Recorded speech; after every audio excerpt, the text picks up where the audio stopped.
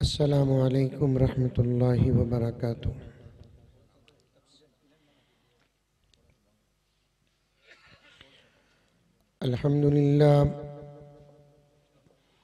अल्हम्दुलिल्लाहि रब्बिल आलमीन वस्सलातु वस्सलामु अला सय्यिदिल अंबिया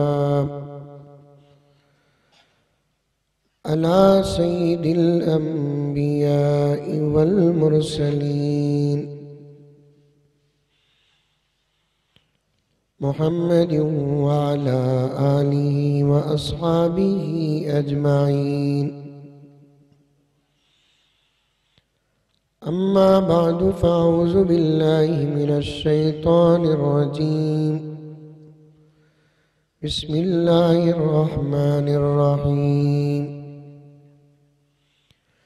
या अय्युहल्लज़ीना आमनु दुख़ुलू फ़िस्सिल्मि काफ़्फ़ा वला तत्तबिउ ख़ुतुवातिश शैतान इन्नहु लकुम अदुव्वुम मुबीन। वक़ाल तआला फ़ी मक़ामिन आख़र वलनबलुवन्नकुम बिशैइन मिनल ख़ौफ़ि वल जू'i व नक़्सिम मिनल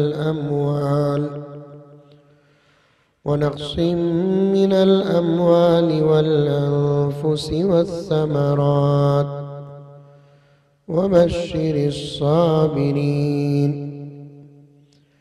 अल्लज़ीना इज़ा असाबतहुम मुसीबह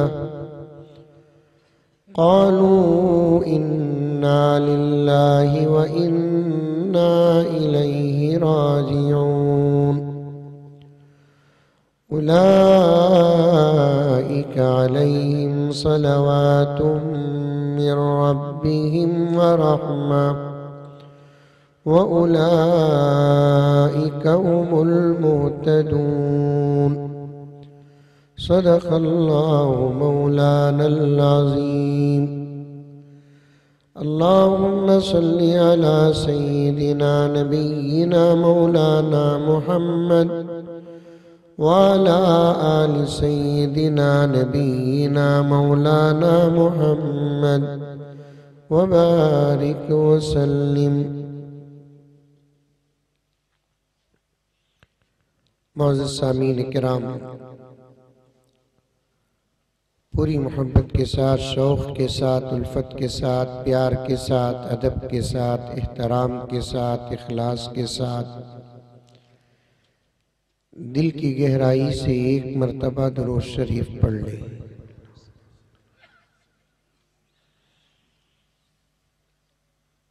एक दो तीन गुजारिशात के बाद इंशाअल्लाह ताला अपनी नाक़िस गुफ्तगू का आगाज करूंगा। पहली गुजारिश ये है, आप हजरात के सामने कोई कुर्सी अगर खाली है तो पीछे वाले उठकर सामने की खाली कुर्सी को फुल कर दे, भर दे।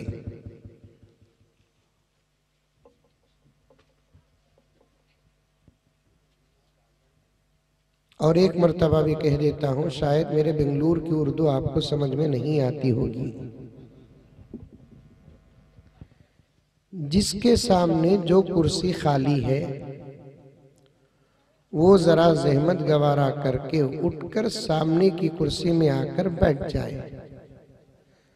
बड़े नाजुक दौर से चल रहे हैं। अब ऐसा नाजुक वक्त है कि कोई कुर्सी खाली न छोड़े आप। अगर आप कुर्सी खाली छोड़ देंगे तो फिर नालायक लोग आकर बैठ जाएंगे। मेरा इशारा समझे? अरे बोलो भाई, समझे? कुर्सी भी अल्लाह की नेमतों में से एक नेमत है। इधर सुनो, इधर देखो भाई सब। कुर्सी भी अल्लाह की नेमतों में से एक नेमत है। कई मकासिद पर इसका इस्तेमाल होता है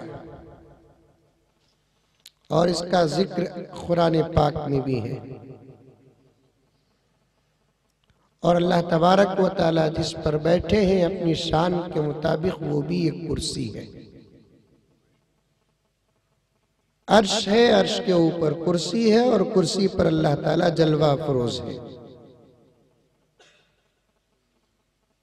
हजरत शाह अबरारुल हक साहब रहमतुल्लाह अलैह जानते हैं? अरे सामने वाले बोलो जानते हैं? बहुत कम लोग जानते हैं, खैर छोड़ो। सलमान खान, बुड्ढे भी हंस रहे।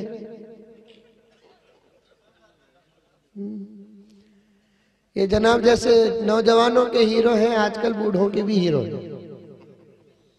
मौलाना जाबिर शमसी साहब तो मेरे बिल्कुल खास निहायत दोस्तों में से हैं, जो तकरीबन अल्हम्दुलिल्लाह हमारी दोस्ती शुरू होकर 17-18 साल हो गए। क्या मौलाना? अल्हम्दुलिल्लाह, अल्लाह मौत तक सलामत रखे। हमारी नस्लों में भी इस दोस्ती का असर अता फरमाए और क़यामत और हशर और जन्नत में भी हमारी दोस्ती की हिफाजत फरमाए और दोस्ती को वहां तक ले चले।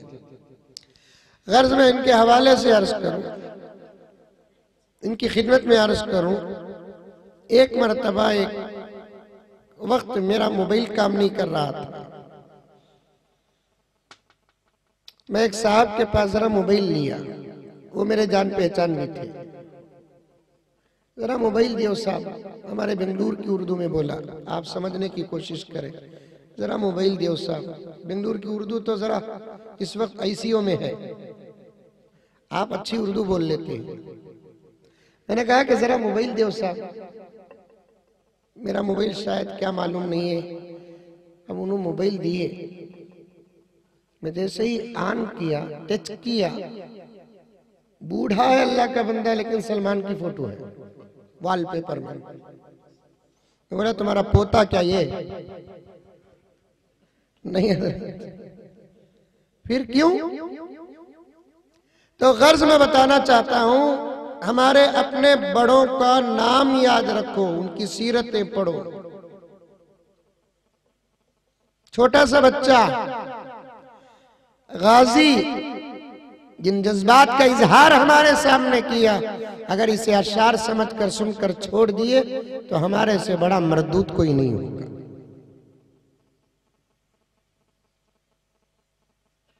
हमारे अपने बड़ों की तारीख को हमको याद रखना पड़ेगा, हमारे अपने मुल्क की तारीख को याद रखना पड़ेगा।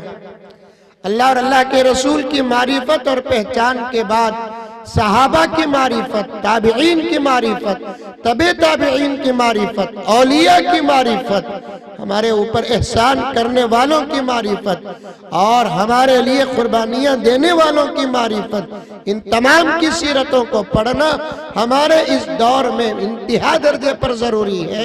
हिंदुस्तान के मुसलमानों में कितने ऐसे मुसलमान हैं जो हजरत कासिम नानोतवी रहमतुल्लाह अलैह को जानते हैं, रशीद अहमद गंगोही रहमतुल्लाह अलैह को जानते हैं, हाफिज जामिन शहीद रहमतुल्लाह अलैह को जानते हैं, रशीद अहमद गंगोही रहमतुल्लाह अलैह को जानते हैं, हुसैन अहमद मदनी रहमतुल्लाह अलैह को जानते हैं।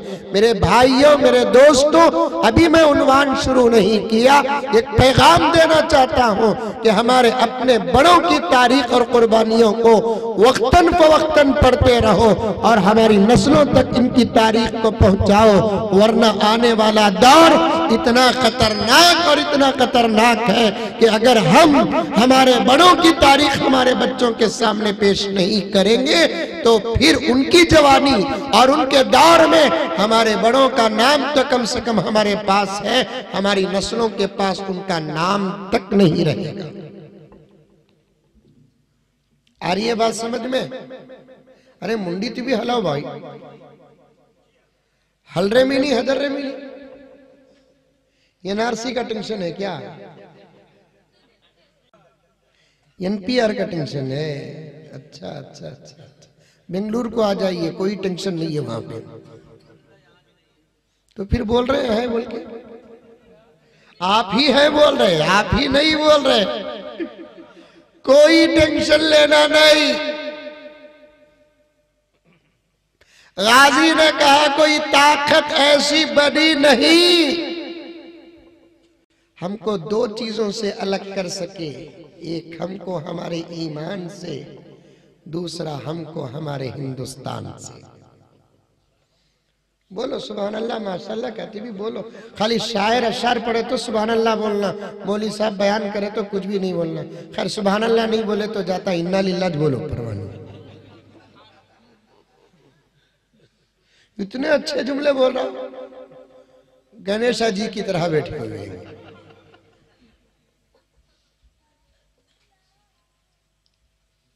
जुल्म के सामने भी कोई शायर तो नहीं है यहाँ पे, अल्लाह का फजल पढ़ सकता हूं मैं, क्योंकि शायर रहे तो पढ़ने में जरा। अरे जाबिर साहब बैठे हुए ना। जुल्म के सामने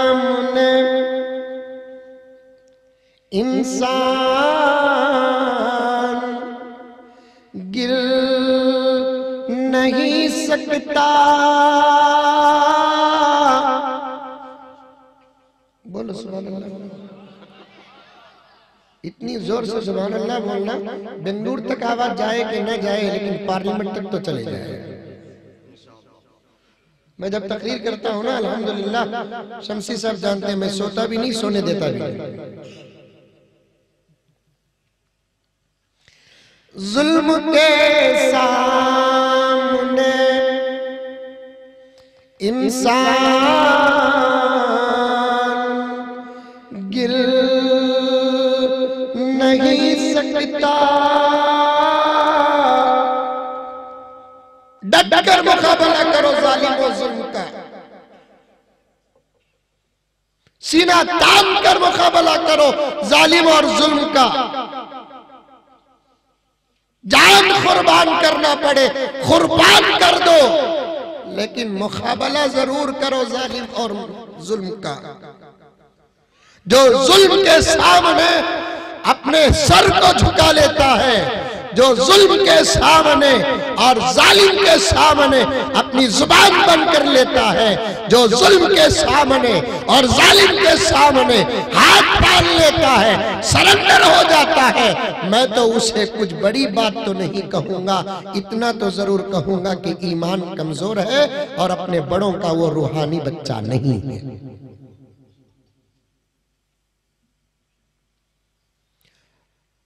दौलतपुर के मुसलमानों,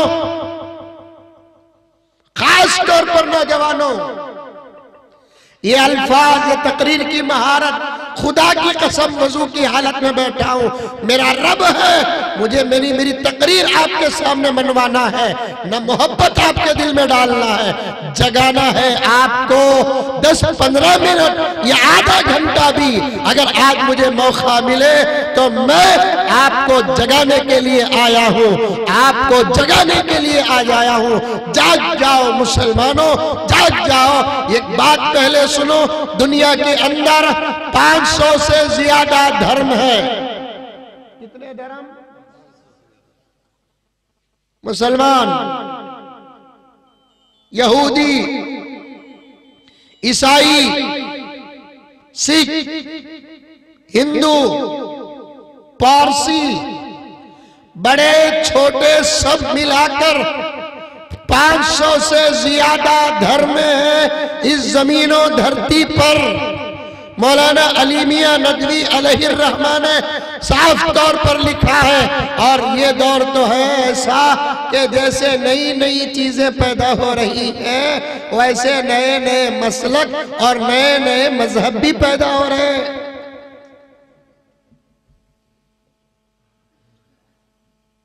नए नए दावे पैदा हो रहे हैं। जब हजरत अली मियां नदवी अलैहिर्रहमान ने कहा 500 से ज्यादा, और 4, 5, 6, 7, 8 साल का अरसा गुजर गया। अब तक कितने मजहब आगे गए और कितने मसलक आगे बढ़े, अल्लाह बेहतर जानता है।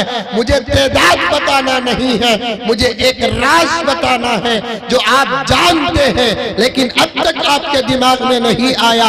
दौलतपुर के सीरतुन नबी व इस्लाह मुआशरा के जलसे से आपके अंदर छुपा हुआ एक राज आपके निगाहों के सामने पेश करना चाहता हूं कि सारी दुनिया के अंदर 500 से ज्यादा धर्म और मज़ाहिब हैं। सिर्फ एक इस्लाम और मुसलमान को छोड़कर सारी दुनिया के अंदर जितनी धर्में हैं, जितनी कौमें हैं, वो सब के सब अपने धर्म और अपनी जरूरतें और अपने हुकूक के लिए जीना जानते हैं। सिर्फ एक इस्लाम है जो अपने धर्म और अपने हुकूक के लिए मरना जानता है।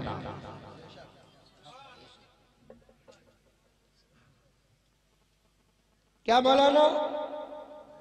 राइट, सही बात। सारी दुनिया के जितने धर्म हैं और तमाम धर्मों में जितने लोग हैं वो अपने धर्म और अपने हुकूक के लिए जीना जानते हैं। इस्लाम और मुसलमान अपने धर्म और अपने हुकूक के लिए मरना जानता है।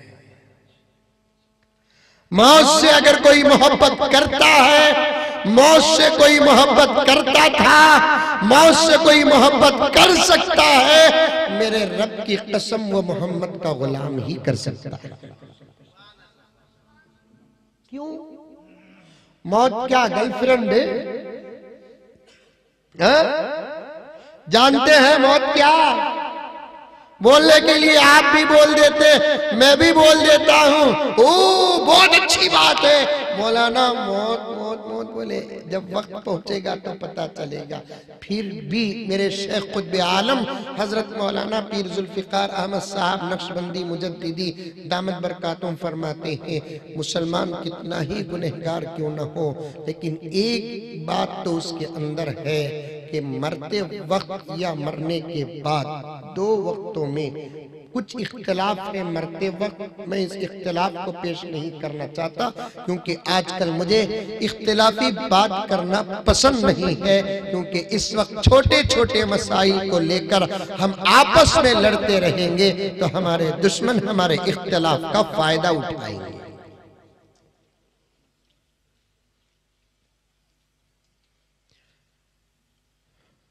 वअतियुल्लाह व रसूलहु वला तनाज़उ फतफशलु व तज़हब रिहुकुम वस्बिरु इन्नल्लाह मअस्साबिरीन।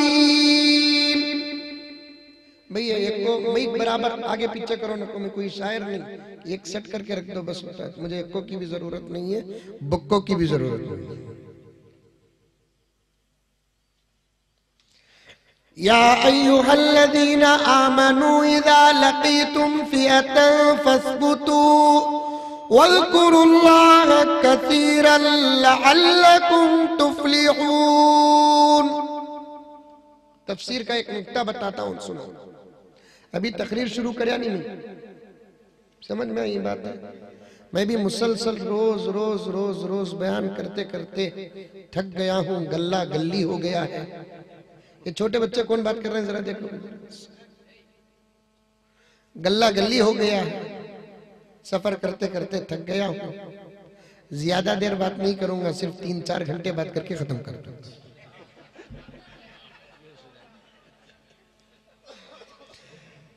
क्या शमसे साहब दावत बरकत, बैठो। अगर हमारे साथ नहीं बैठोगे तो फिर किसके साथ बैठोगे?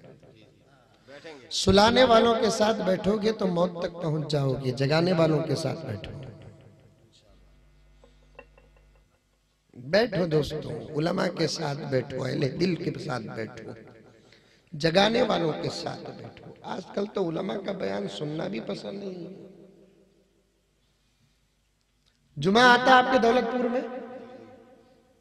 हमारे बेंगलुरु में भी आता,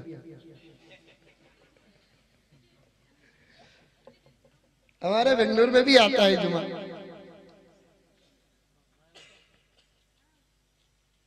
जुमे में क्या होता है आपके यहाँ? छोटे बच्चे हैं, कुछ बोलता नहीं, समझ जाइए। वसूल करते हैं, कपड़े पहनते हैं, घर में अच्छा पकता है, बिरयानी पुलाव पकते हैं, मीठा पकता है। फिर जुमे के लिए मस्जिद में जाते हैं। जो जुमे के नमाजी होते हैं ना, वो जरूर जुमा नमाज पढ़ते हैं। बीच में एक बात याद आ रही है, अभी बाबरी मस्जिद का फैसला करीब में हुआ मुल्क में। इस फैसले से मुसलमान नाराज होना तो दूर की बात, इस मुल्क के सेकुलर गैर मुस्लिम भी नाराज हैं। भाई एक इंसान बोले तो कुछ चीजें अल्लाह ताला फितरत में रखे हैं, वो मुसलमान ही के अंदर होना जरूरी नहीं है, इंसान के अंदर होते हैं वो चीजें। हर इंसान किसी भी धर्म का क्यों ना हो, वो अपनी मां से मोहब्बत करता है कि नहीं करता है? हर इंसान किसी भी धर्म का क्यों ना हो, वो अपने बच्चों से मोहब्बत करता है कि नहीं करता है? हर इंसान किसी भी धर्म का क्यों ना हो, वो अपनी बीवी से प्यार करता है कि नहीं करता है? जरा बोलिए, यहां तो आपको बोलना पड़ेगा।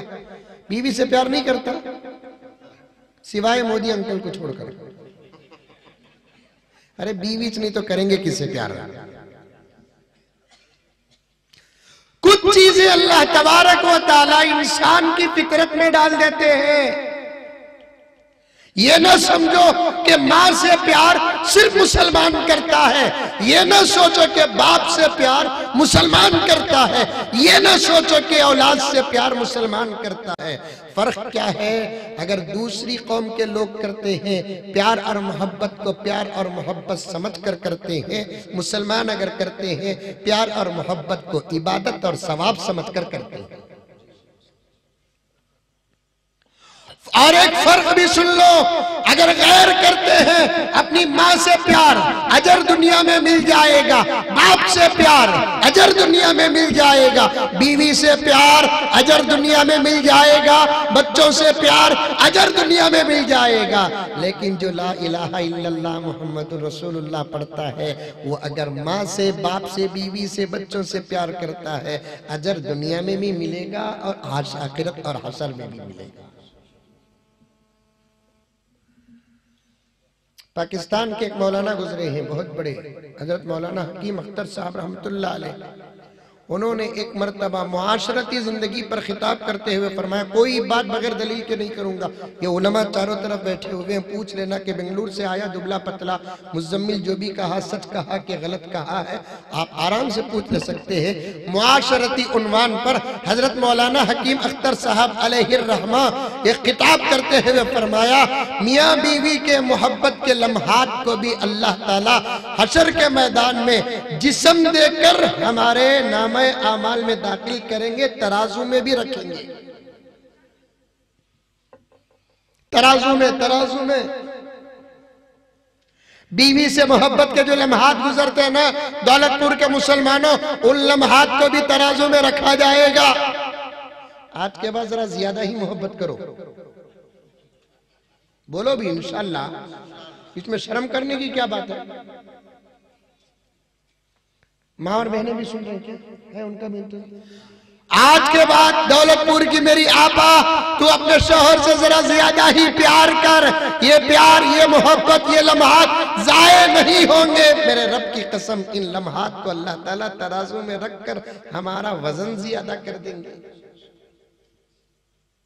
वैसे तो मुसलमान है ना, बीवी से जरा ज्यादा ही प्यार करता है। बात बड़ी गहरी जा रही है। मैं बात छोड़ा था वो अशार पर, जुल्म के सामने इंसान गिर नहीं सकता। मेरी गाड़ी में रिवर्स गिर भी है,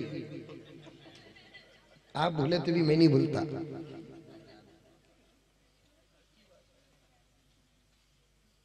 वहां तक जाने की कोशिश करूंगा अगर अल्लाह ताला साथ दे, मेरे वक्त में बरकत दे। सबसे बड़ा मसला क्या है? हमारे गुनाहों का असर है ना हमारे औकात पर भी पड़ गया। जो काम मौलाना पहले जमाने में बगैर किसी टेक्नोलॉजी और साइंस के जो काम उस जमाने में होता था, इस जमाने में उन तमाम टेक्नोलॉजी के बावजूद काम नहीं हो रहा है। उस जमाने में जो काम हुआ था ना, बगैर किसी तरक्की के दौर में, उस काम का अगर एक हिस्सा भी उठाकर बैठ जाए तो हमारे इस तरक्की के दौर में सदियां गुजर जाएंगी, एक हिस्सा भी अदा नहीं होगा।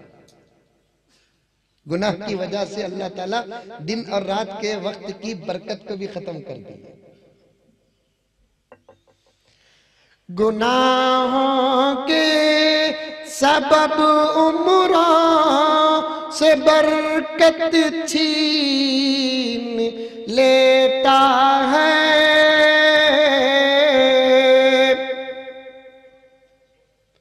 गुनाहों के सबब उम्रों से बरकत छीन लेता है।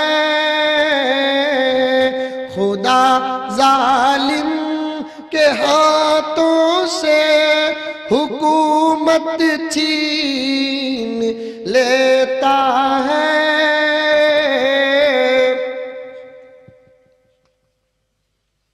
नेकियां करते रहो, रात दिन में बरकत हासिल होगी।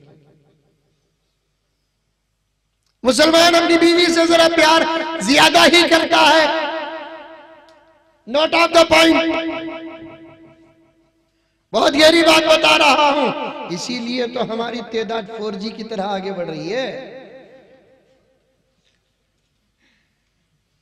ये एनआरसी मालूम, एनआरसी नहीं बोलना कहते, एनआरसी नहीं बोलना कहते। नून सीन रा, एनआरसी नहीं बोलता।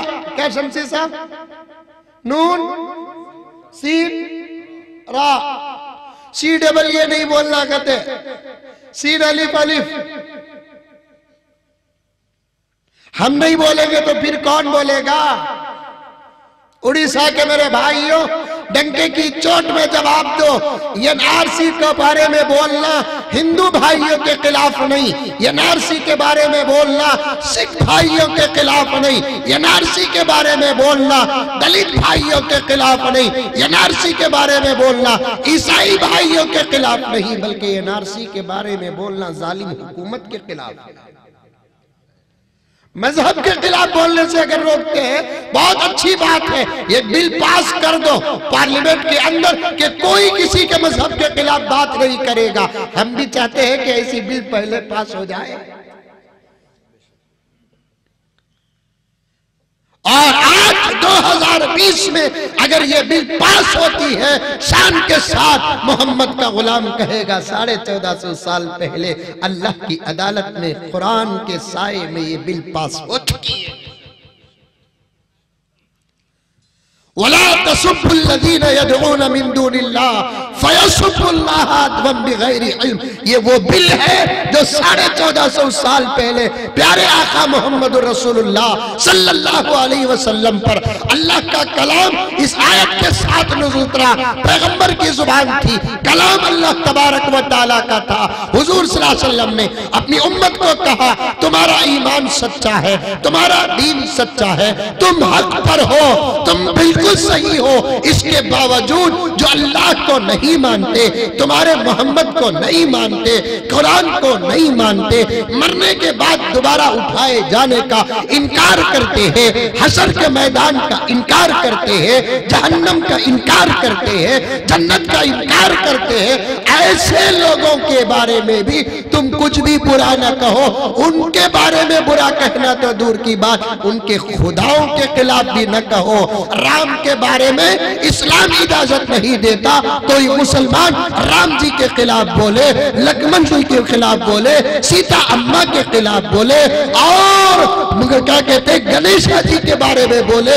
आज अगर कोई कहता है, मुसलमान शान के साथ कहेगा, ये सबक तो 1450 साल पहले हुजूर पाक सल्लल्लाहु अलैहि वसल्लम अपने गुलामों को दे चुके हैं। हम भी चाहते हैं ये बिल हमारे मुल्क में ऐसी पास हो जाए, कोई किसी के धर्म के खिलाफ कुछ ना बोले।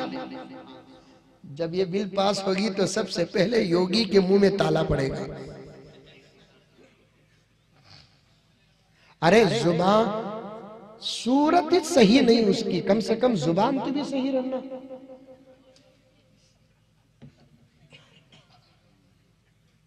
बाज लोग चेहरे से बड़े खराब नजर आते हैं, लेकिन जुबान बड़ी अच्छी होती है। दिल चाहता है कि ये मेरा दोस्त हो जाए, मैं इसका दोस्त हो जाऊं।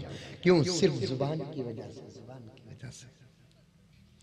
ये बेचारे की न सूरत सही न जुबान सही, वो कोसे वक्त में कौन पैदा करी की मालूम नहीं।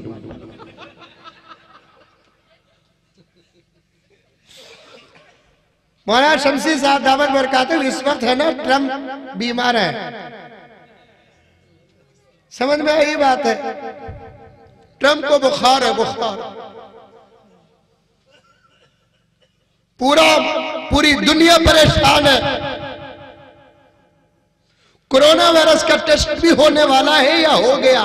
बड़े लोगों की बुरी हालतें बाहर नहीं आती, बड़े लोगों की कभी कभार की अच्छी हालतें आ जाती है। ये बड़े लोग होते ना, जिना करते हैं, अखबार में आता नहीं, शराब पीते हैं, अखबार में आता नहीं, चोरी करते हैं, अखबार में आता नहीं, करप्शन करते हैं, अखबार में आता नहीं। कभी किसी गरीब को 1 लाख रुपए का चेक दे दे, सारी दुनिया के, हिंदुस्तान के तमाम अखबारात में आ जाता है। इसलिए मैं कहता हूं कि टेस्ट हुआ कि हुआ नहीं पता नहीं है, कोरोना वायरस का डाउट है। मैं कहना चाहता हूं दौलतपुर के स्टेज में बैठकर हमारे ट्रम्प साहब को कोरोना वायरस नहीं, बुखार तो जरूर है। असल में क्यों, कभी कभार कोई बुरी सूरत भी देख लेते हैं तो बुखार आ जाता है। वो बुखार कब आया? इंडिया को आकर जाने के बाद आया, योगी सी से मिलने के बाद आया। जो चेहरा देखे अब तक बुखार में पड़े।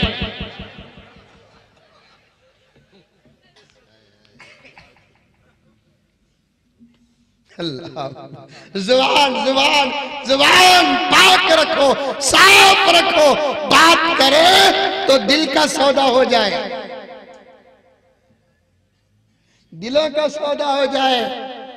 कितने गैर मुस्लिम ऐसे हैं जो मुसलमानों से बेहतर बात करते हैं। इस मुल्क के कितने हिंदू भाई ऐसे हैं जब वो बात करते हैं, मेरे रब की कसम, रात के अंधेरों में जब दुआ करने की सआदत नसीब होती है, दिल ये दुआ करने पर मजबूर हो जाता है कि ऐ अल्लाह, जब दुनिया में एक जमीन में रखा तो आखिरत में भी एक जन्नत में रख दे, उसके जरिए बना दे, उसके असबाब बना दे, उसके रास्ते बना दे। जुबान बहुत प्यारी रखो, अच्छी रखो, बेहतरीन रखो। जुबान एक ऐसी करेंसी है जिससे अशिया और चीजें खरीदे नहीं जाती, बल्कि जुबान एक ऐसी करेंसी है जिससे दिलों का सौदा होता है।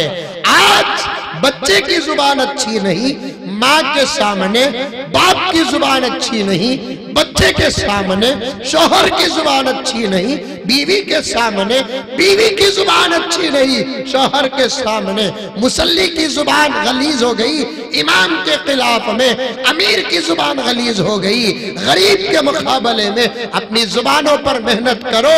नौजवानों, दौलतपुर के मेरी माँ और बहनों और भाइयों और बुजुर्गों, सबसे मैं कहना चाहता हूँ, अपनी जुबान पर मेहनत करो। मेरे नबी की जुबान नबूवत से पहले, बल्कि ऐलान नबूवत से पहले, नबी जिस जुबान का इस्तेमाल फरमाते थे, जिस जुबान में मलाहत भी थी, जिस जुबान में मिठास, जिस जुबान में सदाकत थी, सारा अरब और पूरा मक्का मेरे नबी के नबूवत का तो इनकार किया कुछ लोगों ने, लेकिन जुबान की सदाकत और मिठास का इनकार किया।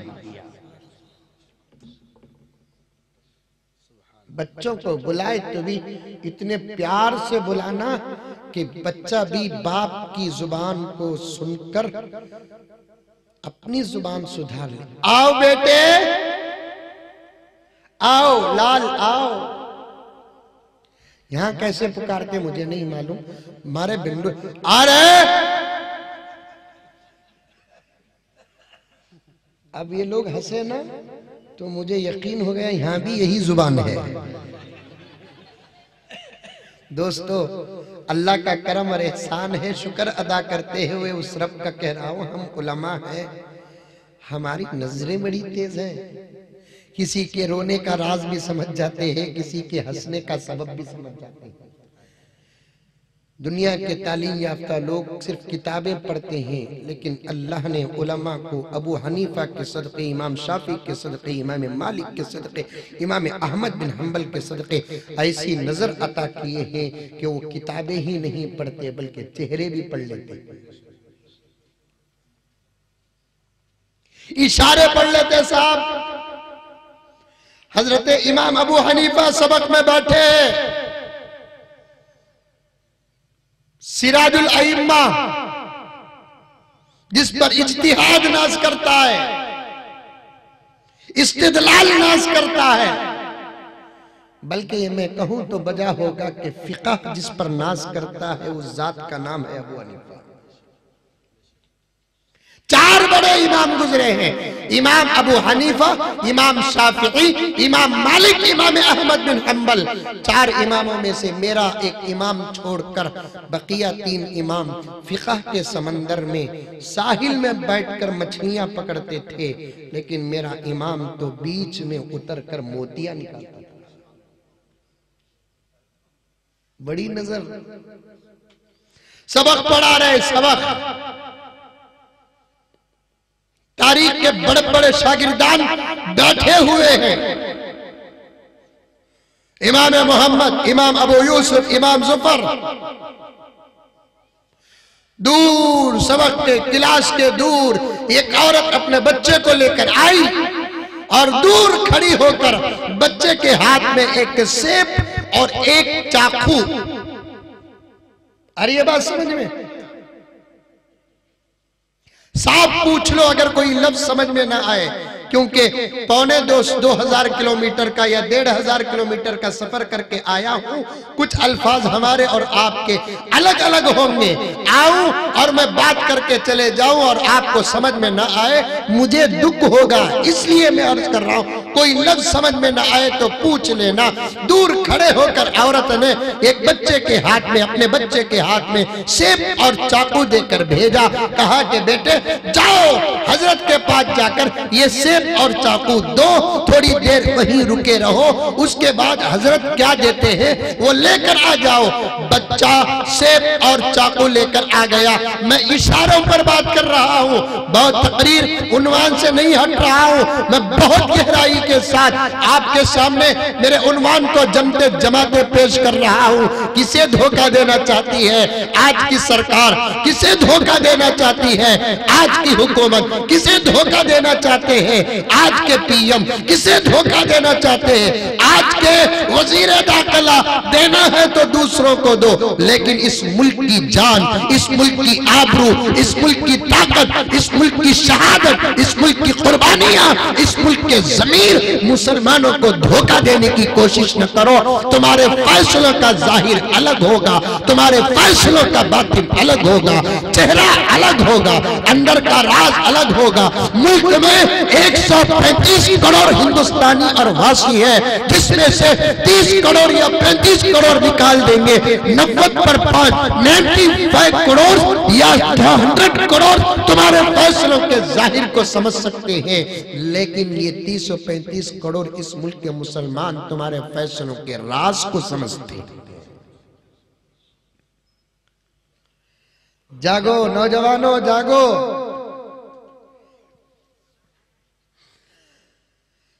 जाग जाए मुसलमान, सवेरा हुआ। क्या पता नहीं आज इतने अशर जहन में आ रहे हैं, शायरों का माहौल हो तो वो असर पड़ जाता है, हालांकि मैं शायर नहीं। जाग जाए मुसलमान, सवेरा हुआ।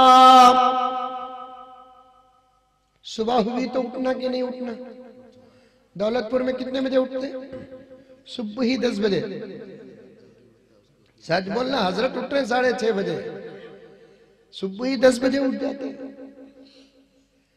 हजरत अली ने फरमाया, जिस दौर में लोग उठकर सूरज को उठाते हैं, लोग उठकर सूरज को उठाते हैं, कभी उनकी जिंदगियों में कोई आफत आती नहीं। जिनको सूरज उठकर उठाता है वो कभी राहत में होते नहीं। ऐसे हालात आकर भी आज मस्जिदें खाली है कि नहीं है? फजर में नमाज में खाली है नहीं है? जोहर की नमाज में खाली है नहीं है? असर की नमाज मेरे दौलतपुर के साथियों के साथ आज इस कटक की मस्जिद में नमाज पढ़ा, पता नहीं कि उस मस्जिद का नाम क्या है। मालूम हुआ कि फला मौलाना के फर्जंद वहां पर इमामत करते हैं। जरूरियात से फारिग होकर असर की नमाज पढ़ा मैं, पहली सफ खाली रही, पहली सफ। एनआरसी का अजाब सरों पर है और मस्जिदें खाली हो, कामयाब कब होंगे? CAA का अजाब सर पे है और हमारी मस्जिदें खाली हो, कामयाब कैसे होंगे? NPR का अजाब हमारे सरों पे है, मस्जिदें खाली हो, कामयाब कैसे होंगे? कोरोना वायरस का अजाब ताउन के मुतरादिफ करार दे दिया गया। सारी दुनिया के उलमाए किराम मुत्तफिका तौर पर ताउन का एक तर्जुमा कोरोना वायरस से कर रहे हैं, उसके बिल्कुल मुतरादिफ है। ऐसा अजाब हमारे सरों पर आ गया, लेकिन उम्मत मस्जिदों को खाली रख रही है। मंदिर खाली हो कुछ फर्क नहीं पड़ेगा, चर्च खाली हो कुछ फर्क नहीं पड़ेगा, गुरुद्वार खाली हो कुछ फर्क नहीं पड़ेगा। याद रखो कि अल्लाह के घर, हकीकी अल्लाह के घर, खालिक व मालिक के घर अगर खाली हो तो फिर मौजूदा अजाबात से बचाने की कोई दूसरी ताकत नहीं। बाज लोग मौलाना दुआ पढ़ लेते हैं। मेरे वालिद ज़करिया साहब रहमतुल्लाह अलैह फरमाते, दुआ एक दवा है, नमाज एक ग़िज़ा है। बगैर ग़िज़ा के दवा असर नहीं करती। डॉक्टर भी दवा कब देता है? भाई खाना खाने के बाद करो, खाओ, नाश्ते के बाद खाओ, रात के खाने के बाद खाओ, पेट में 1-2 रोटी हो, पेट खाली हो, दवा असर नहीं करती। वैसे नमाजें ना हो, दुआ असर नहीं करती। तिलावत ना हो, दुआ असर नहीं करती। रोजा ना हो, दुआ असर नहीं करती। रमजानुल मुबारक का महीना है, रोजा रखकर इफ्तार के वक्त आकर फ्रूट के सामने दस्तरखान में बैठकर दुआ करेगा तो तब अल्लाह ताला को ऐसे रोजदार पर तरस आएगा। 12-13 घंटे उड़ीसा की धूप में सूरत लग गया है, उतर गया है, 2-3 किलो पूरे रमजान में उतर गया है, रोजाना 100-150 ग्राम उतर गया है। सहरी के बाद से लेकर इफ्तार का वक्त आने तक यकीनन बहुत तपिश और बड़ी तकलीफ होती है। सिर्फ अल्लाह के लिए अल्लाह के लिए वो बर्दाश्त कर रहा है। ऐसे वक्त में इफ्तार के वक्त दुआ करता है, क्योंकि इफ्तार के वक्त की दुआ अल्लाह तबारक व तआला जरूर कबूल फरमाते हैं। हदीस में आता है 3 आदमियों की दुआ अल्लाह कभी रद्द नहीं करते।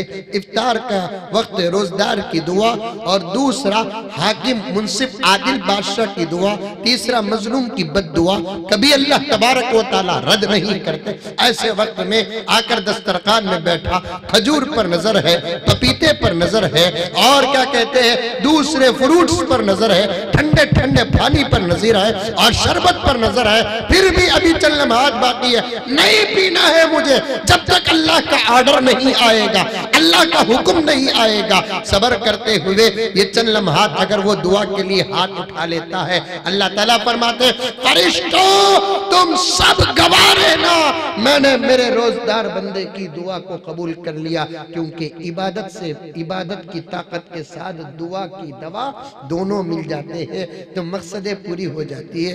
ये एक आदमी ऐसा है, रमजान में भी हमारे बेंगलुरु में बोलते पेट कुंडा, जो रोजा नहीं रखता उसे क्या बोलते? पेट कुंडा बोलते हमारे बेंगलुरु में। इधर क्या बोलते? पेटू। अमित शाह की तरह पेट है। पेटू। नाश्ता भी हो रहा है, दोपहर भी हो रहा है, चाय भी हो रहा है, पान भी हो रहा है, बीड़ियां, सिगरेट, पान पराग, गुटखा, तंबाकू सब हो रहा है। अब आया इफ्तार के वक्त जुमे में मौलाना बोले, शुएब साहब ने, आपका नाम है मौलाना शुएब साहब बोले, इफ्तार के वक्त की दुआ अल्लाह कबूल करते। अब आकर आपको अल्लाह जिब्राइल जाके 2 तमाचे लगाए, लगा 2 तमाचे। इबादतें ग़िज़ा है, दुआएं दवा है। ग़िज़ा और दवा दोनों मिलते हैं तो तब तबीयत साज होती है।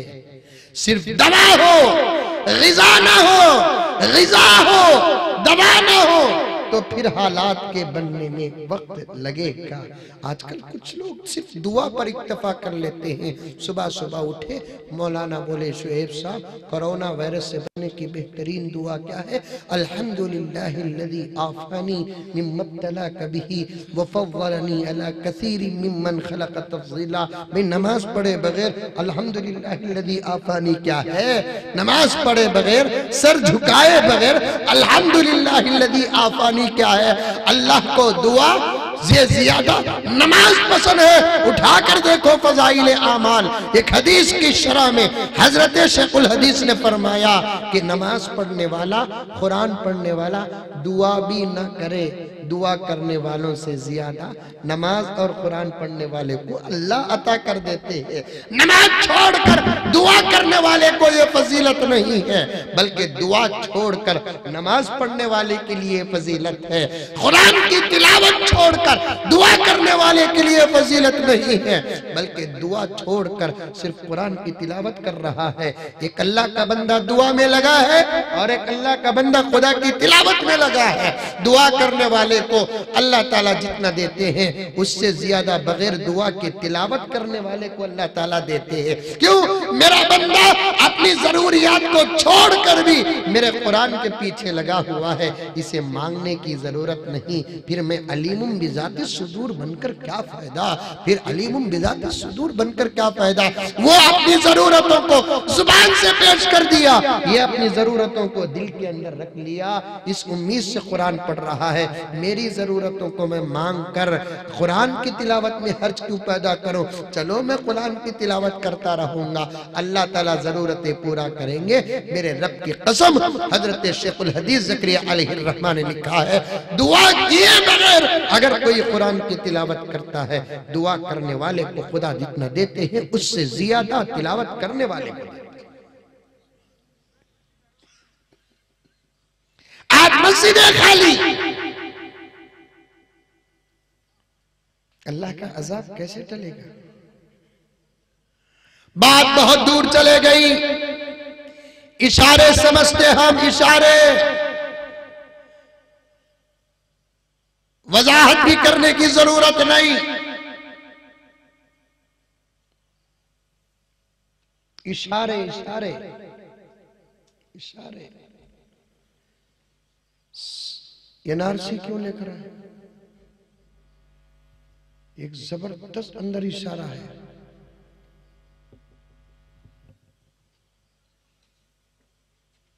मुसलमानों को असल में 2 चीजों से अलग करना मकसद है। एनआरसी के जरिए से मुल्क से अलग करना, CAA के जरिए से मजहब से अलग करना। बस इतना कह दूंगा, और गहराई में अगर आप समझना चाहते हैं तो फिर मुझसे मुलाकात कर ले, मैं समझाने में कोई हर्ज नहीं समझता। वैसे तो मीडिया डिपार्टमेंट सब पड़े हुए हैं मेरे पीछे, मैं जहां जाता हूं इन तमाम बातों को पेश करता हूं, क्योंकि जगाना मेरा मकसद है। ये भी सीरत है।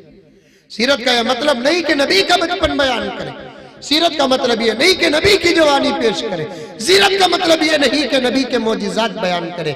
जहां ये तमाम चीजें नबी की सीरत में दाखिल हैं, इन तमाम चीजों के साथ हालात और उम्मत को जगाना भी नबी पाक सल्लल्लाहु अलैहि वसल्लम की सबसे बड़ी सीरत है। पैगंबर का सबसे पहला पैगाम ही उम्मत को जगाने के लिए था।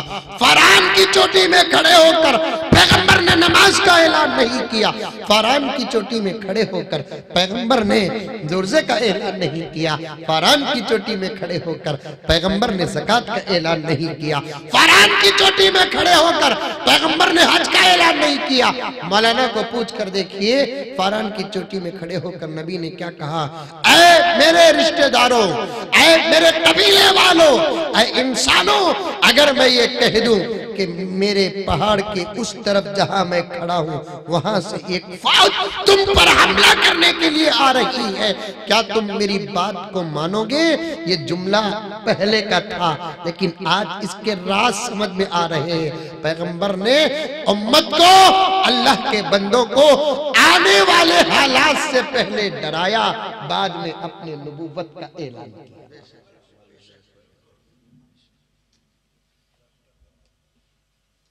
आने वाले हालात से डराया।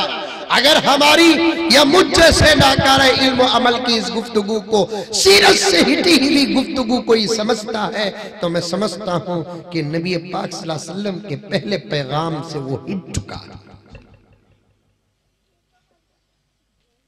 आने वाले हालात से जगाना पैगंबर का पहला पैगाम।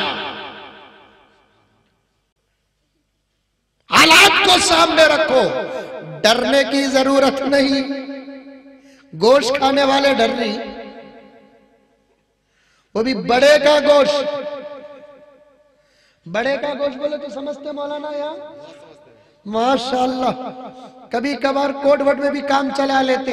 छोटे का गोश्त, बड़े का गोश्त। छोटे का बोले तो क्या कुत्ते का? मुर्गी, बकरा, बड़े खाने की चीज नहीं खाए तो और क्या खाएंगे दोस्तों? पता नहीं कि इतना उन्वान क्यों मेरा फैल रहा है। मैं रिवर्स गियर डालकर फिर दौलतपुर तक पहुंचूंगा कि बेंगलुरु पहुंचूंगा पता नहीं है। आय हाय दोस्तों, वह याद है, पूरा याद है। सेब वाला याद है, बीवी की मोहब्बत याद है, अशार याद है, सब याद है अल्हम्दुलिल्लाह। ड्राइवर बोले तो पूरा रूट जहन में रखना, कहां से निकला, कितने दूर निकल को पहुंचा हूं, अभी कितने दूर जाना है। खाने की चीजों को खाना, नहीं खाने की चीजों को नहीं खाना। धर्मों के अंदर कुछ चीजें होती हैं खाने के, कुछ चीजें होती हैं नहीं खाने की। जैसे मुसलमानों में गाय, बैल, बकरा, भैंस, मुर्गी, तीतर, बटेर, बतख, ये तमाम चीजें खाने की हमें इजाजत मिल चुकी है। मछली, असल चीज को छोड़ दिया। देखो, मछली खाना नहीं खाना, खाते नहीं खाते। करीब एक साहब फोन किया, मौलाना हम ना ऐसे सवालात करते हैं, हमें बोलकर बर्दाश्त करते हैं, दूसरे रहते तो बीपी आ जाती, शुगर आ जाती। एक साहब नौजवान हमारे बेंगलुरु के करीब के, मौला एक मसला पूछना। क्या भी मसला? मछली खा सकते क्या? अरे अहमक, जमाने से लोग खा रहे हैं, मैं भी खा रहा हूं। अब तो सवाल करा तो मुझे डाउट हो रहा है ना खाना कि नहीं खाना की। खैर, इससे क्यों डाउट पैदा हुआ ये मालूम करने के लिए मैं उसे पूछा, क्यों भाई? इसलिए कि वो एक ही जानवर ऐसा है जिसे ज़बा नहीं करते। ज़बा नहीं करते ना उसे। आपके गांव में ज़बा करते क्या? बिस्मिल्लाह अल्लाहु अकबर, मछली को पकड़ को ज़बा नहीं करते। ज़बा क्यों नहीं करते? इसलिए कि खून वाले जानवर को ज़िबा करना है, जिसे खून नहीं होता उसे ज़िबा नहीं करना। ये है असल उसूल, फुक़हा ने लिखा है। फिर मछली में जो खून होता है वो खून क्या है? क्या मछली में खून नहीं होता? होता है। फिर वो खून क्या है? तो फुक़हा ने फरमाया मछली में जो खून होता है वो लाल कलर की एक लिक्विड है, वो खून नहीं है। इसीलिए ये गाय, बैल, बकरी, इसका खून कपड़ों में लग गया तो 1 दिरहम के ज्यादा हो तो नमाज नहीं होती। मछली का खून लग गया तो नमाज हो जाती है, क्योंकि वो खून नहीं है ना।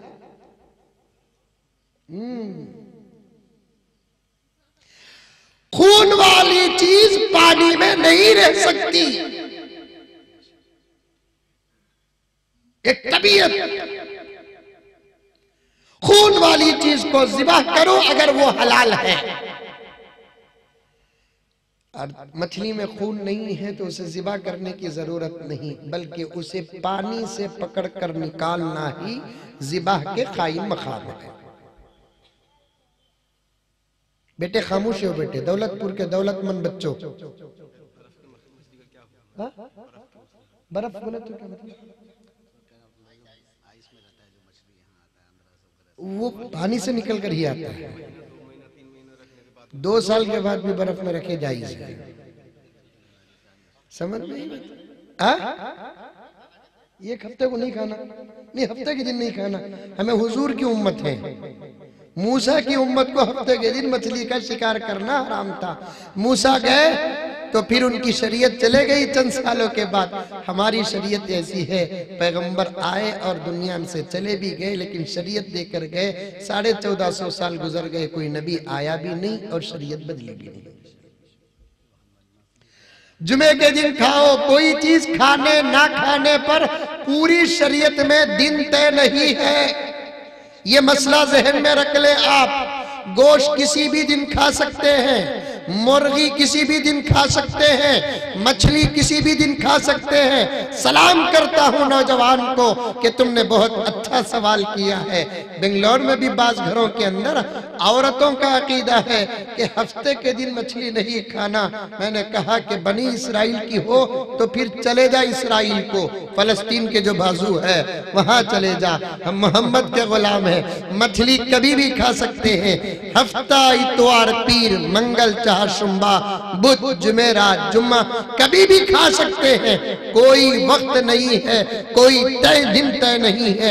ये चीज इस दिन खाओ, ये चीज इस दिन खाओ, ये चीज इस दिन खाओ। तरकारियों में हो कभी भी आप खा सकते हैं। और हलाल जानवर जिनका गोश्त इस्लाम ने हलाल कर रखा है उसे खाना है, आप कभी भी खा सकते हैं। गर्ज मछली को पानी से निकालना ही ज़िबाह के कायम मकाम है, लेकिन पानी से शिकार के जरिए से या बगैर शिकार के, या नहीं तो पानी कम होने की वजह से मछली का मरना जरूरी है। पानी ही के अंदर मछली अपनी फितरत पे नहीं मरना, निकालने की वजह से मरना, शिकार करने की वजह से मारना, या ऊपर से किसी चीज को हमला करने की वजह से मरना, या कोई ऐसा हौज था जिसमें मछलियां बहुत सारी थी, अचानक पानी पूरा चला गया, या कोई ऐसा टब और टैंकी थी जिसमें मछलियां थी, टैंकी में सुराख पड़ गया, पूरा पानी निकल गया, मछली तड़प तड़प कर मर गई, तो तब हलाल होती है।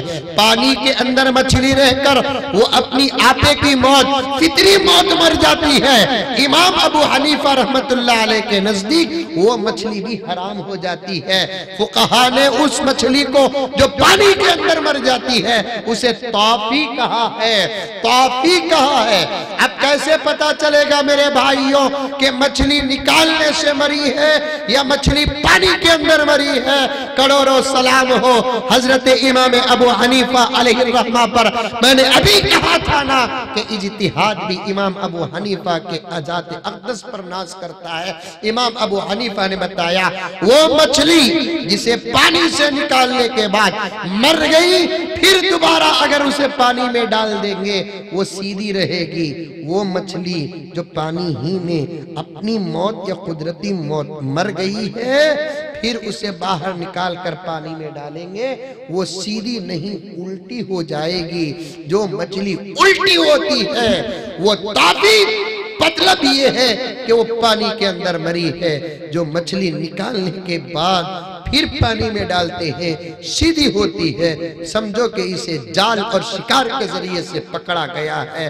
तहकीक करने के हद तक तहकीक करो जहां तक तुम्हारी ताकत पहुंचती है। अब नौजवान ने पूछा हजरत मछली खा सकते हैं क्या? मैंने कहा कि भाई आपको डाउट क्यों आया? उसने कहा कि हजरत धोखा देकर पकड़ते ना हजरत, जायज क्या? इसलिए कि गल में कचवा लगाकर, बन रोटी लगाकर धोखा देकर पकड़ते। मछली समझती है कि भाई अच्छी अच्छी रोटी का टुकड़ा मिला, जाकर खाते हैं तो अटक जाते हैं। धोखा देकर पकड़ते ना, मैं समझा कि तकवा इसे जरा ज्यादा ही हो गया है। बाज लोगों को जब वो नया नया दीन का रास्ता मिलता है तो तकवा उबलने लगता है। 50 साल नमाज नहीं पढ़े, अल्लाह ने हिदायत के फैसले किए, किसी ना किसी जरिए से नमाज का शौक पैदा हो गया। अब वो नमाज पढ़ने के लिए आए तो नजर नीचे नहीं होती, नजर इमाम पर होती है। अब इमाम साहब का पाजामा किसी वजह से अगर जरा लंबा हो गया, पूरे मोहल्ले में इमाम के पीछे नमाज नहीं होती। क्यों भाई? उनका पाजामा लंबा है।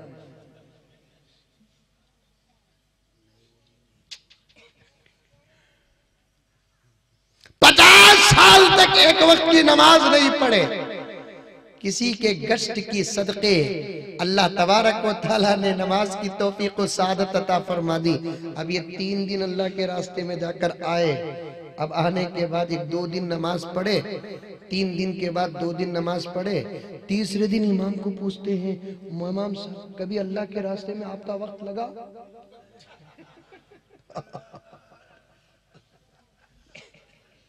है नहीं? 50 साल तक एक वक्त की अजान होती थी, गुजर जाते थे गैर की तरह। अब 3 दिन नमाज अल्लाह के रास्ते में जाकर आए, अपनी फिक्र करने के बजाय इमाम की फिक्र कर रहे हैं, जिसका वक्त 8 साल की उम्र से लगना शुरू हुआ तो अब तक लगा है।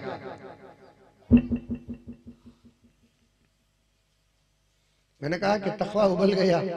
भाई एक काम कर, अगर ऐसे धोखे की मछलियां खाना तेरे तकवे के खिलाफ है, फिर भी तुझे मछली खाने का शौक है, तो एक काम कर, तालाब के किनारे बैठ जा, बड़े प्यार से मछलियों को कह, आओ आओ आओ आओ आओ, जितने आते हैं सबको बुला लो, आधे तुम रख लो, आधे मुझे ला कर दो।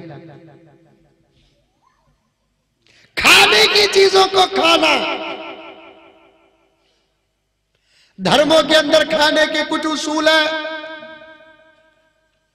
इस्लाम में इन चीजों को खाने का हुक्म, इन्हीं चीजों में जिन चीजों को खाने का हुक्म है, पॉइंट की बातें सुन लो, शायद वक्त ज्यादा हो गया, मैं और ज्यादा जाना नहीं चाहता। माजरत और माफी के साथ मैं अपनी तकरीर को जहां चाहे वहां रुका दूंगा, क्योंकि वक्त नहीं है, हालात भी इस बात की इजाजत नहीं देते। 2-3 जरूरी बातें हैं जो आपके सामने अर्ज कर देता हूं। जिन चीजों को खाना जायज है, उन चीजों के लिए भी एक शर्त है कि अगर वो जिंदा थे, तुमने ज़बाह किया तो खाओ, अगर तुम्हारे ज़बाह करने से पहले मर गए, इन्नमा हर्रमा अलैकुमुल मैता,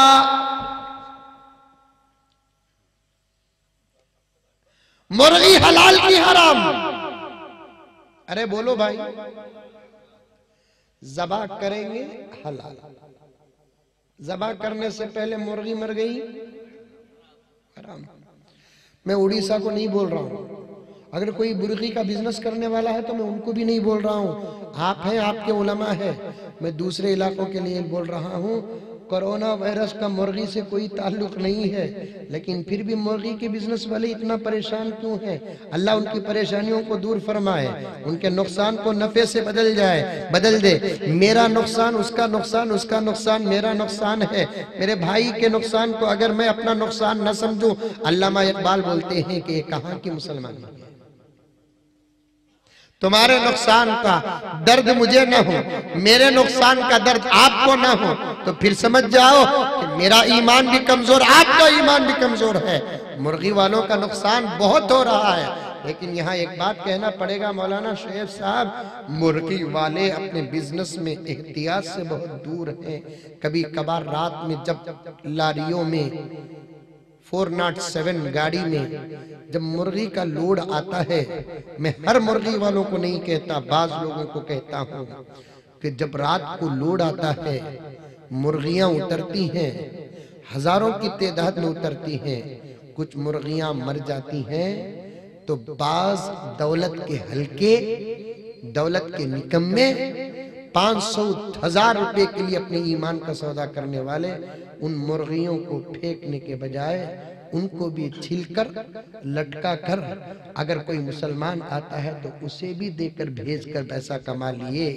अल्लाह को नाराज करने के लिए 100 रुपए का नफा जिसने देखा है, वक्त आने पर अल्लाह ताला ने ऐसा पकड़ा उनके लाखों रुपए चले गए।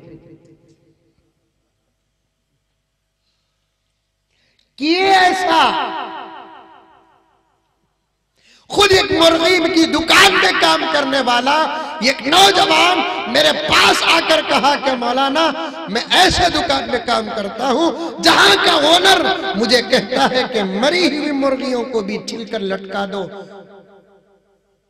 अगर मैं ऐसा काम करूं तो फिर मेरे लिए क्या हुक्म है? मैंने कहा कि उस दुकान से फौरन तुझे निकल जाना चाहिए। वला तावनु अलल इस्मि वल उद्वान, बुराई का साथ नहीं दिया जाएगा, गुनाह का साथ नहीं दिया जाएगा, जुल्म का साथ नहीं दिया जाएगा। तेरे पास अगर ताकत है तो तू जुबान से हाथ से रोक, अगर ताकत नहीं है दिल से बुरा चाह ले, लेकिन वो हराम माहौल से निकल जा। गैर मुस्लिम अगर ऐसा करता धर्म से अलग बात है। खुद मुसलमान इस किस्म का काम करते हैं, खुद मुसलमान इस किस्म का काम करते हैं। मौलाना शुएब साहब, मैंने 2 जुमा पहले बेंगलोर के अंदर जब ये कहा, मुझे इतनी धमकियां मारने की आई और इतनी गालियां दी गई और ऐसी ऐसी गालियां मुझे बजरिए फोन के दिए गए, मैंने कभी उन गालियों को सुना नहीं और उन गालियों का क्या तर्जुमा है मुझे पता नहीं है। लेकिन मैं सब्र इसलिए कर लिया कि मैंने एक हक बोलकर गालियां सुन रहा हूं जिससे मेरे नबी की सुन्नत भी अदा हो रही है। हलाल जानवर भी तुम्हारे ज़िबा करने से पहले अगर मर गया हराम है, हराम। जिसकी हुर्मत का डंके की चोट में कुरान पाक ऐलान करता है, इन्नमा हर्रमा अलैकुमुल मैता वद्दम वलहमल खिंजीर वमा उहिल्ला लिगैरिल्लाह। मुर्दार हराम, खून, खून ज़िबा करने के बाद जो खून निकलता ना, वो खून अगर 10-15 मिनट छोड़ दिया जाए कलीजी की तरह घट हो जाता है, सख्त हो जाता है। बाज दुकानदार इसका भी सौदा करते हैं, बाज मुसलमान अपनी अक्लमंदी का इस तरीके से इस्तेमाल करते हैं। हजरत ये चीज हम मुसलमानों को नहीं देते, गैरों को देते हैं। ये उसूल सुन लो, फुक़हा का मैं आपके सामने पेश कर रहा हूं। जो चीज तुम्हारे लिए हराम है वो चीज पूरी इंसानियत के लिए हराम है।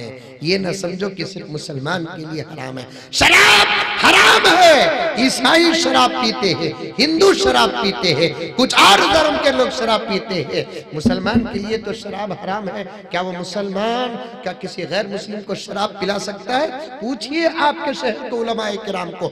जो चीज इस्लाम में हराम है वो पूरी इंसानियत में हराम है, पूरे मुसलमानों के लिए हराम नहीं, पूरी इंसानियत के लिए हराम है। खुद खिंजीर कोई और धर्म वाले इस्तेमाल करते हैं तो करते हैं, लेकिन इस्लाम की नजर से, शरीयत की नजर में, कुरान की नजर में वो तमाम चीजें हराम है, वो तमाम चीजें हराम है। अल्लाह अकबर। खून हराम, मुर्दार हराम, खिंजीर हराम, खिंजीर खिंजीर वलहमल खिंजीर, खिंजीर का गोश्त हराम है। अल्लाह अकबर। अभी मौलाना बड़ी अच्छी बात करते हुए फरमाया, हमारी माँ और बहनें लिपस्टिक लगाती है, लिपस्टिक लगाती है। और इस बात पर इत्तेफाक हो चुका है, तहकीक करने वाले मद्रास के, चेन्नई के मुहक्किक उलमाए किराम ने कंपनियों में जाकर बाकायदा रिसर्च लगाकर उम्मत के सामने फतवा दे दिया कि इन तमाम चीजों में खिंजीर का गोश्त होता है। आजकल कोरोना वायरस की वजह से हाथों में एक लिक्विड डालकर उसे साफ करते हैं, इसका इस्तेमाल भी जायज नहीं। इसमें अल्कोहल मिला हुआ होता है, इससे हाथ न धोए। हमको लिक्विडों के जरिए से, डिटॉल के जरिए से, उस दवा का क्या नाम मेरे जुबान में आता नहीं, उसके जरिए से हमें हाथों को धोने की क्या जरूरत है? क्या हमारे लिए वजू काफी नहीं? अल्लाह अकबर कबीरा। क्या हमारे लिए वुजू काफी नहीं? दिन में जो इंसान 5 टाइम 15 मरतबा अपने हाथों को धोता है, बताओ कि उसके हाथ कभी गंदे होंगे? उनके हाथों में इंफेक्शन होगा। ईशा को हाथ धोए, फजर तक इंफेक्शन नहीं, फजर को हाथ धोए, जोहर तक इंफेक्शन नहीं, जोहर को हाथ धोए, असर तक इंफेक्शन। अरे वुजू में हाथ धोना तो दूर की बात, पैगंबर ने फरमाया कि खाना खाते वक्त भी हाथ धोया करो। फुकहा फरमाते एक हाथ नहीं 2 हाथ धोया करो, 2 हाथ धोया करो, क्योंकि एक हाथ से सीधे हाथ से खाते, फिर इस हाथ को धोने की वजह क्या है? अल्लाह हमारे फुकहा किराम के दर्जात को बुलंद फरमाए। उन्होंने फरमाया दस्तरखान में कभी कभार बहालत मजबूरी इस हाथ का भी इस्तेमाल करना पड़ता है। दरी सूरत एहतियाती पहलू यही है कि इस हाथ को भी धो लिया जाए। भाई हफ्ते में 1 मरतबा जो धर्म का कानून है कि नाखून काटा जाए, उसे इन्फेक्शन कहाँ होगा? आका ने फरमाया हफ्ते में 1 मरतबा नाखून काट लो, इन्फेक्शन कहाँ होगा? जो कौम जिसके धर्म में ये हुक्म है कि मूंछ के बाल काटो बल्कि मुनवाडो, बिल्कुल खत्म करना अफजल है, काटना सवाब में कम है। ये बाल तुम्हारे होठों के ऊपर न आए। बाज उलमा ने यहाँ तक एहतियात का पहलू पेश कर दिया। मैं अभी मौलाना के सामने किताब पेश कर दूंगा, मेरे मोबाइल में फोन किताब मौजूद है। वो अगर किसी के मूंछ के बाल इतने बढ़कर बढ़ गए कि होंठ तक आ गए हैं, ऐसा आदमी अगर पानी पीकर छोड़ता है कुछ पानी, उसका पानी पीने से फुकहा मना फरमाए हैं। क्यों? क्योंकि वो तारीक सुन्नत है, उसका पानी मकरूह है। लेकिन सुन्नत नबवी जदीद साइंस में लिखा हुआ है तारीक सुन्नत है और उसका पानी मकरूह है। ये तो फिक़ह की बात है। हकीकत ये है कि मूंछ के बालों में जो गिर्द पड़ी हुई होती है, वायरस जो होता है, उसका असर पानी में पड़ चुका होता है। अगर उसका झूठा तू पिएगा तो फिर वो वायरस का असर तुझ पर भी पड़ेगा। हमें किसी कोरोना वरोना से डरने की जरूरत नहीं। हम हलाल खाने वाले हैं। क्या खाने वाले? हलाल खाने वाले हैं। कोरोना वायरस जो जापान में चाइना में शुरू हुआ और 150 पर 156 कंट्रीज के अंदर ये फैला हुआ है, इसके 3 सबब हैं। मैं एक सबब बोल देता हूँ, बात खत्म कर देता हूँ, माफी चाहता हूँ।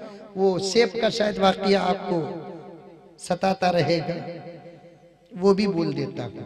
अच्छा, वो अशार भी पढ़ देता हूँ। बस बचत की पूरी बातें याद तो है, छोड़ देता हूँ। एक हो गया है, अच्छा भी नहीं है। चाइना में कोरोना वायरस क्यों आया? 3 सबब नोट कर ले। पहला सबब एक है धर्म में खाने न खाने की चीजें, एक है इंसानियत भी एक बहुत बड़ी चीज है। उन्होंने धर्म को क्या छोड़ा, इंसानियत को भी तोड़कर कुछ चीजों को खाने लगे। जिंदे जिंदे सांप, जिंदे जिंदे बिच्छू शराब में डुबोकर। वो एक हमारे बेंगलोर में गोम बोलते, बहुत पैर होते हैं उसके, ये लंबा रहता है, क्या बोलते हैं उसे? नीवल। एक केकड़ा ना, एक ऐसा होता है लंबा, फुल बाल होते, पैर होते हैं उसके, बिच्छू नहीं। बहरहाल जो भी है, अब उस पर मैं और आप क्यों लड़े। उसे शराब में डुबोकर जिंदा खा रहे। एक औरत पत्ते तोड़ रही थी, किसी चिड़िया ने घोंसले में बच्चे डाली थी, वो बच्चे उसके हाथ में लग गए, उसे उठाकर खा लिया। चूहे के बच्चे खा लिए। सुनते हैं तो घिन आती है, लेकिन इन जानवरों को भी अल्लाह ने उनकी औकात के तहत में जुबान दे रखा है। ये भी दुआ करते हैं, ये भी बद्दुआ करते हैं। तज़किरतुल औलिया में हजरत सुफियान सौरी रहमतुल्लाह अलैह की सीरत में आता है, सुफियान सौरी का जनाजा जा रहा था। एक चिड़िया सुफियान सौरी के जनाजे पर पैर फैलाकर ऊपर बराबर उड़ रही थी। किसी वली ने जुबान हाल से उस चिड़िया को पूछा तदफीन के बाद कि तूने इस जनाजे के ऊपर क्यों चल रही थी? उस चिड़िया ने कहा कि एक वक्त मेरा बुरा था, सुफियान ने मेरा साथ दिया, आज उसका जनाजा जा रहा था, मैं उठा तो नहीं सकती, मेरे पर जितने थे उतना साया तो दे सकती हूं, मैंने दिया। दूसरे दिन सुफियान सौरी को किसी ने ख्वाब में देखा, पूछा कि क्या हाल है? आप तो मुहद्दिस भी थे, फकीह भी थे, सूफी भी थे, अहले दिल भी थे, अहले नजर भी थे, आपका वो कौन सा अमल है जिसके सदक़े खुदा ने आपकी मग़फ़िरत का फैसला किया? सुफियान सौरी ने कहा, अल्लाह के फैसले भी बड़े अजीब व गरीब है। मैं नमाज़े, रोज़े, तिलावत, इस्तिदलाल, इज्तिहाद, इल्म, अमल सब लेकर गया, अल्लाह ने कहा अलग रख दिया अलग। अब मैं सोचा कि अब पता नहीं कि मेरा कौन सा ऐसा अमल जो खुदा को नाराज किया होगा, सब अमल को उठाकर अल्लाह ने रख दिया। अब मेरी गिरफ्तारी तो यकीन है, बजाय जन्नत के जहन्नम जाना है। अल्लाह ने कहा कि ऐ सुफियान, याद कर उस दिन जिस दिन तू एक रास्ते से जा रहा था, किसी चिड़िया के बच्चे को तूने रास्ते में देखा, किसी और परिंदे ने उठाकर उसे रास्ते में डाल दिया, तूने उस छोटे से मासूम चिड़िया के बच्चे को उठाकर इधर उधर देखकर तलाश करके करीब में जो घोंसला नजर आया, तो समझ जा कि शायद इस घोंसले का ये बच्चा होगा जिसे किसी वजह से बाहर कोई गिरा दिया है। तूने बड़ी मोहब्बत के साथ जाकर उस घोंसले में उस बच्चे को रख दिया। उसकी माँ जब आकर ये मंजर देखी तो उस चिड़िया के बच्चे की माँ ने जो तेरे लिए दुआ की, वो दुआ तेरी मग़फ़िरत का जरिया बन गया। वो दुआ तेरी मग़फ़िरत का जरिया बन गया। किसी चूहे ने बद्दुआ दी होगी चैना को। अरे चूहे भी हम ना तकलीफ दिए तो मारना, सो तकलीफ नहीं दिए तो नहीं मारना। मारने का हुक्म है, तकलीफ दिए तो मारना, हमारी जगह में आए तो मारना। सांप जंगल में जा रहा है, उन्हें अपनी जगह पर जा रहा है, कहीं भी नहीं है कि ढूंढ कर मारो सांप को, नहीं, कहीं नहीं, ढूंढ कर मारो। जंगलों में जाकर जानवरों को मारने का हुक्म होता तो एक शेर भी ना होता। जंगल उनके स्टेट है, उनके कंट्रीज हैं, आबादियां हमारे स्टेट हैं, हमारी कंट्रियां हैं। हमको तकलीफ दी है तो मारना, एक सबब जानवरों का। दूसरा सबब, चाइना ने इस्लाम की बड़ी मुखालफत की, हया की बड़ी मुखालफत की, कुरान के शान में गुस्ताखी ऐसी की। यही चाइना का प्रेसिडेंट आज से तकरीबन 10 साल पहले कहा था कि एक वक्त वो आएगा, मेरे अंदर और भी पावर आएगा, मैं घर घर घुसकर कुरान निकाल कर जलाऊंगा। अल्लाह मोहलत दिए, उमली लहू मिन कैदी मतीन। आज ऐसा हाल हो गया कि कुरान सबसे ज्यादा कीमत में किसी मुल्क में फरोख्त होता है तो वो चाइना में हो रहा है। अब वही कुरान को लेकर चाइना वाले आंखों से लगा रहे हैं, रो रहे हैं। मैंने एक जगह पर देखा, अभी करीब में मेरे एक दोस्त ने बताया, एक बॉक्स कुरान कहीं गए हैं तो पूरे वो कुरान को लेने में ऐसे टूट पड़े हैं, कई महीनों के भूखे 1-2 रोटी के ऊपर पड़ते। अब उनको कुरान याद आ गया। चाइना की औरत कहती थी, जिस्म हमारा, मर्जी हमारी, हम नहीं पहनेंगे निकाब, हम चेहरा नहीं छुपाएंगे। इस्लाम ने कहा न छुपाए तो न छुपाए, छोड़ो, कम से कम जिस्म तो छुपाओ। नहीं छुपाएंगे जिस्म, अरे जिस्म नहीं छुपाए तो न छुपाओ, कम से कम वो आज़ा, वो पार्ट्स तो छुपा लो जो शर्म के दायरे में। नहीं छुपाएंगे। अब कोरोना वायरस क्या आया, पूरा बुर्खा। देखना चाहते हैं मैं दिखाऊं फोटो, पूरा बुर्खा, पूरा बुर्खा, वाइट वाइट। अल्लाह फरमाते हैं हमारे कानून के साथ कोई टक्कर लेगा, हम अजाब के जरिए से वही कानून उनके ऊपर लागू कर देंगे। अल्लाह फरमाते हैं जिस्म भी मेरा अच्छा मैं बनाया, फिर भी ये लफ्ज अच्छा नहीं दिखता कि जिस्म मेरा हो, ये अल्लाह की गिरत के खिलाफ है। अल्लाह क्या कहते हैं, जिस्म तेरा होगा, मर्जी मेरी होगी। तीसरी वजह क्या? चाइना के लोग जिनकी उम्र 60 साल से ज्यादा है, उन बूढ़ों को वहां की नई नस्ल और जवान नस्ल पसंद नहीं करती। खुद बच्चे इस इंतजार में रहते हैं कि माँ बाप कैसे मर जाए। ओल्ड एज होम सबसे ज्यादा चाइना और जापान और अमेरिका में है। एक वायरस खुद चाइना ने बनाया ताकि बूढ़े मरे, लेकिन वो वायरस बजाय चाइना में और बूढ़ों पर अटैक होने के सारी दुनिया में फैल चुकी है। क्योंकि बूढ़े भी अल्लाह की नेमतों में से एक नेमत है। जिस घर के अंदर बूढ़ा होता है उस घर के अंदर खैर बरकत होती है।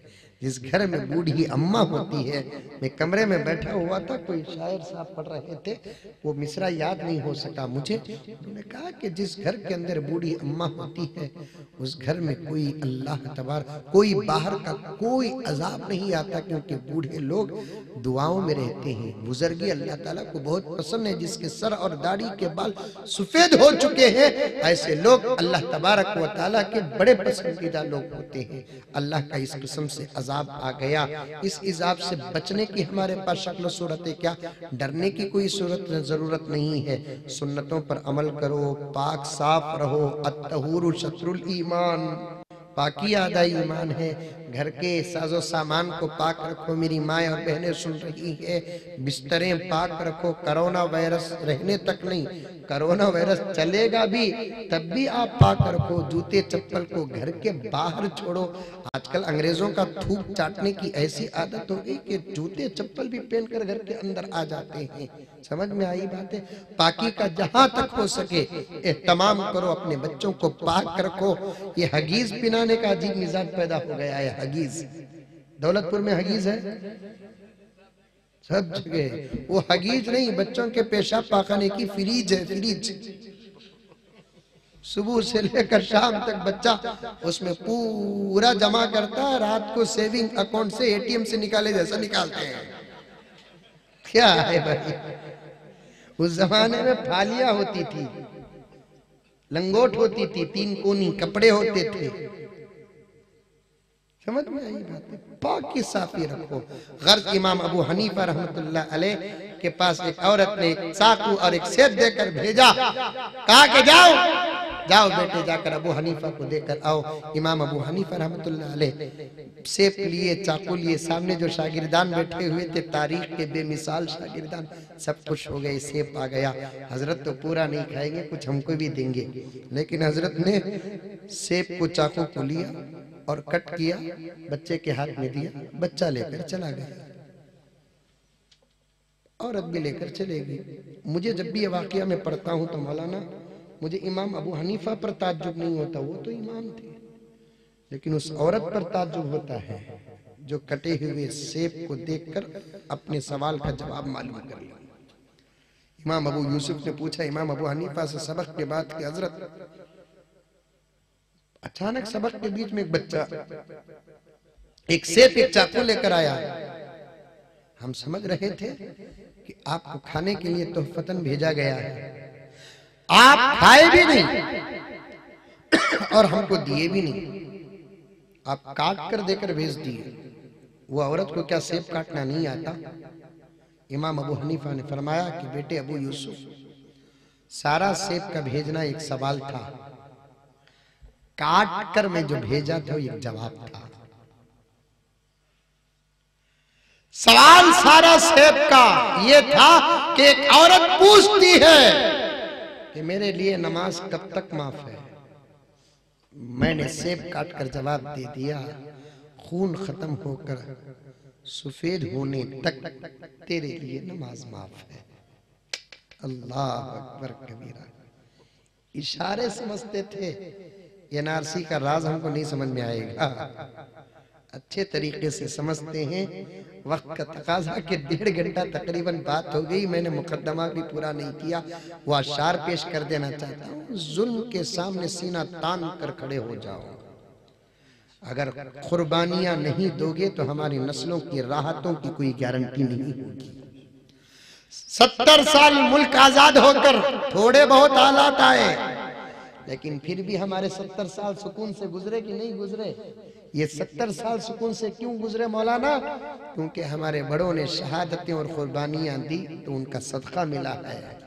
अब फिर वो बरतानिया का वक्त आ चुका है, तो हमको भी कुछ कुर्बानियां हिम्मतों के साथ मैदान में आना है। डरने की जरूरत नहीं, इत्तेहाद और इत्तेफाक के साथ रहो तो हालात बन जाएंगे। जुल्म के साथ कभी नहीं देना, जुल्म की मुखालफत में करना है। जुल्म के सामने इंसान गिर नहीं सकता, अपने पहलू से मुसलमान गिर नहीं सकता। तुमने पहचाने ही नहीं इस्लाम के अजमत के उसूल। ये आखिरी शेर पढ़ूंगा, इंशाल्लाह मैं तुम्हारे जज्बात देखूंगा। तुमने पहचाने ही नहीं इस्लाम के अजमत के उसूल। लाशें गिर सकती है, ईमान नहीं गिर सकता। लाशें गिर सकती है, ईमान नहीं गिर सकता। अल्लाह ऐसी कुव्वत हमको अता फरमाए। बोलो इंशाअल्लाह अमल करेंगे। नमाजों की पाबंदी करो, यही सीरत का अहम पैगाम है। रोजाना आधा पाओ पौना जितना हो सके 2 सफ़ा के 1 सफ़ा कुरान पाक पढ़ो, पढ़ेंगे इंशाअल्लाह ताला। जिक्र करो, दुरूद पढ़ो, अपने गुनाहों की माफी चाहो। खास तौर पर अस्तगफिरुल्लाह अस्तगफिरुल्लाह पूरा इस्तगफार पढ़ लो, बहुत अच्छा। अस्तगफिरुल्लाह रब्बी मिन कुल्ली ज़ंबिन व खतीअतिन व अतूबु इलैह। अगर इतना पढ़ना नहीं आता तो कम से कम अस्तगफिरुल्लाह अस्तगफिरुल्लाह अस्तगफिरुल्लाह, अल्लाह मुझे माफ कर दे, मुझे माफ कर दे, मुझे माफ कर दे। बड़ी रहमतें और बरकतें नाजिल होती हैं इस जिक्र से।